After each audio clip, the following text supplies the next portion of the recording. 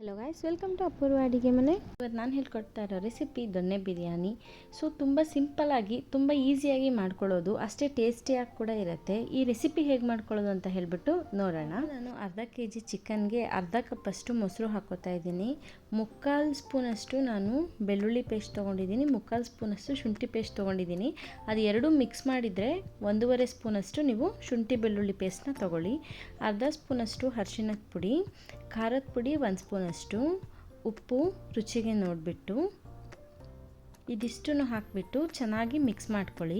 ಖಾರದ ಪುಡಿ ಬೇಕಾದರೆ ನೀವು ಹೆಚ್ಚು ಕಮ್ಮಿ ಮಾಡ್ಕೋಬೋದು, ಬಟ್ ಅರ್ಧ ಕೆ ಜಿ ಚಿಕನ್ಗೆ 1 ಸ್ಪೂನ್ ಖಾರದ ಪುಡಿ ಕರೆಕ್ಟ್ ಇರುತ್ತೆ. ಮುಂದೆ ನಾವು ಹಸಿರು ಮೆಣಸಿನ್ಕಾಯಿ ಯೂಸ್ ಮಾಡ್ತಾ ಇರೋದ್ರಿಂದ 1 ಸ್ಪೂನ್ ಸಾಕು. ಇದನ್ನ ಇವಾಗ ಅರ್ಧ ಗಂಟೆ ಮ್ಯಾರಿನೇಟ್ ಆಗೋಕ್ಕೆ ಎತ್ತಿಟ್ಕೊಳ್ಳಿ. ಒಂದು ಜಾರ್ಗೆ 6ರಿಂದ 7 ಇಳ್ಕಷ್ಟು ಬೆಳ್ಳುಳ್ಳಿ, 1.5 ಇಂಚಷ್ಟು ಶುಂಠಿ, 5ರಿಂದ 6 ಹಸಿರು ಮೆಣಸಿನ್ಕಾಯಿ, 5 ಲವಂಗ, 2ರಿಂದ 3 ಸ್ಪೂನಷ್ಟು ಹಸಿಕಾಯಿ ಮತ್ತು 1 ಹಿಡಿಯಷ್ಟು ಕೊತ್ತಂಬರಿ ಸೊಪ್ಪು, ಅರ್ಧ ಹಿಡಿಯಷ್ಟು ಪುದೀನ ಸೊಪ್ಪು. ನೀವು ಕೊತ್ತಂಬರಿ ಸೊಪ್ಪು ಎಷ್ಟು ತೊಗೋತೀರಾ, ಪುದೀನ ಸೊಪ್ಪನ್ನು ಅದರ ಅರ್ಧ ತೊಗೋಬೇಕು. ಈ ಬಿರಿಯಾನಿಯಲ್ಲಿ ಕೊತ್ತಂಬರಿ ಸೊಪ್ಪು ಪುದೀನ ಸೊಪ್ಪು ತುಂಬ ಇಂಪಾರ್ಟೆಂಟು. ನೆಕ್ಸ್ಟ್ ಇದಕ್ಕೆ ನಾನು ಅರ್ಧ ಸ್ಪೂನಷ್ಟು ಸೋಂಪು ತೊಗೋತಾ ಇದ್ದೀನಿ. ಇದಿಷ್ಟಕ್ಕೆ ನೀವು ಒಂದು ಅರ್ಧ ಲೋಟದಷ್ಟು ನೀರು ಹಾಕಿ ನುಣ್ಣಗೆ ರುಬ್ಕೊಳ್ಳಿ. ಈಗ ಒಂದು ಕುಕ್ಕರ್ ಪ್ಯಾನ್ಗೆ ನಾನು 1 ಸೌಟಷ್ಟು ಎಣ್ಣೆ ತೊಗೊಂಡಿದ್ದೀನಿ. ನೆಕ್ಸ್ಟ್ ಇದಕ್ಕೆ 3 ದೊಡ್ಡ ಸ್ಪೂನಷ್ಟು ತುಪ್ಪ ಹಾಕ್ಕೊಂಡಿದ್ದೀನಿ. ತುಪ್ಪ ಮತ್ತು ಎಣ್ಣೆ ಎರಡೂ ಹಾಕಿದ್ರೆ ಟೇಸ್ಟು ತುಂಬ ಚೆನ್ನಾಗಿ ಬರುತ್ತೆ. ತುಪ್ಪ ಬೇಡ ಅಂತ ಅಂದರೆ ನೀವು 1.5 ಸೌಟಷ್ಟು ಎಣ್ಣೆ ಹಾಕ್ಕೊಂಡು ಕೂಡ ಮಾಡ್ಕೋಬೋದು. ನೆಕ್ಸ್ಟ್ ಇದಕ್ಕೆ 1 ಇಂಚಷ್ಟು ನಾನು ಚಕ್ಕೆ ತೊಗೊಂಡಿದ್ದೀನಿ, ಲವಂಗ 3 ತೊಗೊಂಡಿದ್ದೀನಿ, ಏಲಕ್ಕಿ 2 ತೊಗೊಂಡಿದ್ದೀನಿ. ನಾನು ರುಬ್ಬಕ್ಕೆ ಚಕ್ಕೆ ಹಾಕ್ಕೊಂಡಿಲ್ಲ, ಒಗ್ಗರಣೆಗೆ ಮಾತ್ರ ಚಕ್ಕೆ ಹಾಕ್ಕೊಂಡಿರೋದು. ಸೊ ಚಕ್ಕೆನ ಇಲ್ಲಿ ಮಾತ್ರ ನೀವು ಯೂಸ್ ಮಾಡಿ. ನೆಕ್ಸ್ಟ್ ಇದಕ್ಕೆ ನಾನಿಲ್ಲಿ 2 ಈರುಳ್ಳಿ ಮೀಡಿಯಮ್ ಸೈಜಿಂದು ಉದ್ದುದಾಗಿ ಕಟ್ ಮಾಡಿಬಿಟ್ಟು ತೊಗೊಂಡಿದ್ದೀನಿ. ಎಣ್ಣೆಯಲ್ಲಿ ಇದಿವಾಗ ಚೆನ್ನಾಗಿ ಕೆಂಪಾಗೋವರೆಗೂ ಫ್ರೈ ಮಾಡ್ಕೊಳ್ಳಿ.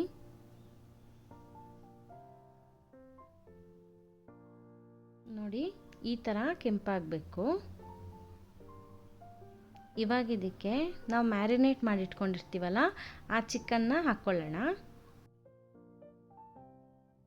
ಈಗ ಈ ಚಿಕನ್ನ ಎಣ್ಣೆಯಲ್ಲಿ 3ರಿಂದ 4 ನಿಮಿಷ ಚೆನ್ನಾಗಿ ಫ್ರೈ ಮಾಡ್ಕೊಳ್ಳಿ.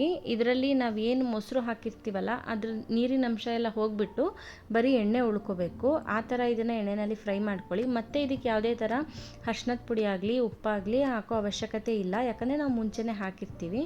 ಇವಾಗ ನೋಡಿ, ಎಣ್ಣೆ ಚೆನ್ನಾಗಿ ಬಿಟ್ಕೊಂಡಿದೆ. ಒಂದು ಸತಿ ಚೆನ್ನಾಗಿ ಮಿಕ್ಸ್ ಮಾಡ್ಕೊಳ್ಳಿ ಇದನ್ನು. ಇವಾಗ ನಾವು ರುಬ್ಬಿಟ್ಕೊಂಡಿದ್ದ ಖಾರನ ಇದರೊಳಗಡೆ ಹಾಕ್ಕೊಳ್ಳೋಣ. ಖಾರ ಹಾಕಿಬಿಟ್ಟು ಇದನ್ನು ಎಣ್ಣೆಯಲ್ಲಿ ಮತ್ತೆ ಚೆನ್ನಾಗಿ ಫ್ರೈ ಮಾಡ್ಕೊಳ್ಳಿ. ನಾವು ಹಾಕಿರೋ ಖಾರ ಇದೆಯಲ್ಲ ಅದ್ರದ್ದು ಹಸಿ ವಾಸನೆ ಹೋಗಬೇಕು. ಇದಕ್ಕೆ 3ರಿಂದ 4 ನಿಮಿಷ ಮತ್ತೆ ನಿಮಗೆ ಟೈಮ್ ಹಿಡಿಯುತ್ತೆ.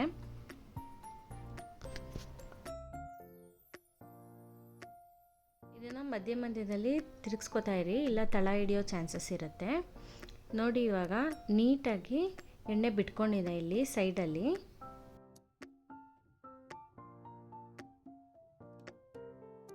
ನೆಕ್ಸ್ಟ್ ಇದಕ್ಕೆ ನಾನು 1.5 ಲೋಟದಷ್ಟು ಅಕ್ಕಿನ ನೆನೆಸ್ಬಿಟ್ಟು ತೊಗೊಂಡಿದ್ದೀನಿ.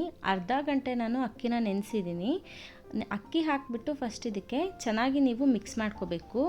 ಈ ಸ್ಟೆಪ್ ಮಾಡಿದ್ರೆ ಅಕ್ಕಿ ತುಂಬ ಉದುರುದ್ರಾಗಿ ಚೆನ್ನಾಗಿ ಬರುತ್ತೆ. ನೀರು ಹಾಕೋಕ್ಕೆ ಮುಂಚೆ ಫಸ್ಟು ನೀವು ಅಕ್ಕಿ ಹಾಕ್ಕೊಳ್ಳಿ. ಈ ಟೈಮಲ್ಲಿ ಸ್ವಲ್ಪ ಕೊತ್ತಂಬರಿ ಸೊಪ್ಪು ಮತ್ತು ಸ್ವಲ್ಪ ಪುದೀನ ಸೊಪ್ಪನ್ನು ನೀವು ಹಾಕ್ಕೊಳ್ಳೋದ್ರಿಂದ ಫ್ಲೇವರು ತುಂಬ ಚೆನ್ನಾಗಿ ಬರುತ್ತೆ. ಒಗ್ಗರಣೆಗೆ ಹಾಕೋದಕ್ಕಿಂತ ಈ ಟೈಮಲ್ಲಿ ಹಾಕಿಬಿಟ್ಟು ನೀವು ಮಿಕ್ಸ್ ಮಾಡ್ಕೊಳ್ಳಿ. ನೆಕ್ಸ್ಟ್ ಇದಕ್ಕೆ ನಾನು ನೀರು ಹಾಕೋತಾ ಇದ್ದೀನಿ.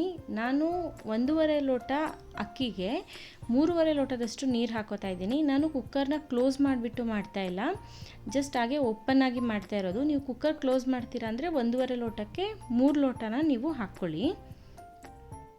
ಇವಾಗ ನೋಡಿ, ನೀರು ಹಾಕ್ಕೊಂಡು ಮಿಕ್ಸ್ ಮಾಡಿಕೊಂಡು ಈ ಟೈಮಲ್ಲಿ ನಿಮಗೇನಾದರೂ ಉಪ್ಪು ಕಮ್ಮಿ ಇದೆ ಅಂತ ಅಂದರೆ ನೀವು ಉಪ್ಪನ್ನು ನೋಡಿಬಿಟ್ಟು ಹಾಕ್ಕೋಬೇಕಾಗತ್ತೆ. ಇಲ್ಲಿ ನನಗೆ ಸ್ವಲ್ಪ ಉಪ್ಪು ಕಮ್ಮಿ ಇದೆ, ಅದಕ್ಕೆ ಉಪ್ಪು ಹಾಕ್ಕೊಂಡಿದ್ದೀನಿ. ಈ ಥರ ಒಂದು ಸತಿ ಕುದಿ ಬಂದಮೇಲೆ ನೀವು ಕುಕ್ಕರಲ್ಲಿ ಮಾಡ್ತಾಯಿದ್ರೆ ಕ್ಲೋಸ್ ಮಾಡಿಬಿಟ್ಟು 2 ವಿಷಲ್ ತೊಗೊಳ್ಳಿ.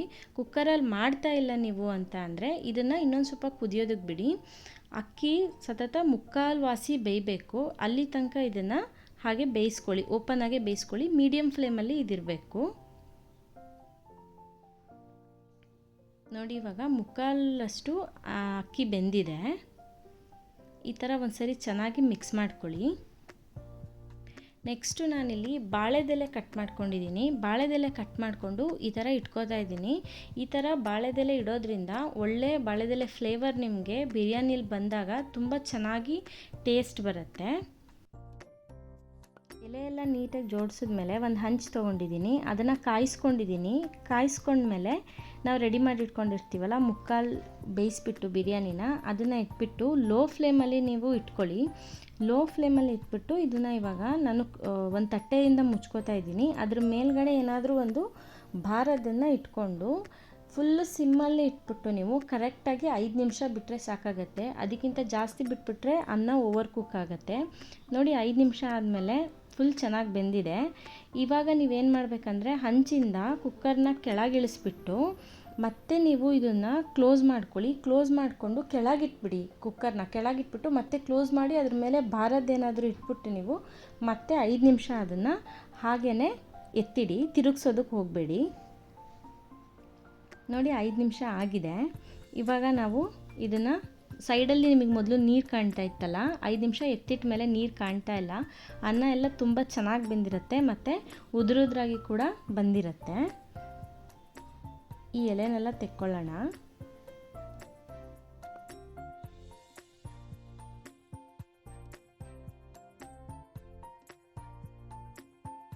ಇವಾಗ ಒಂದ್ಸತಿ ಮಿಕ್ಸ್ ಮಾಡ್ಕೊಳ್ಳಿ.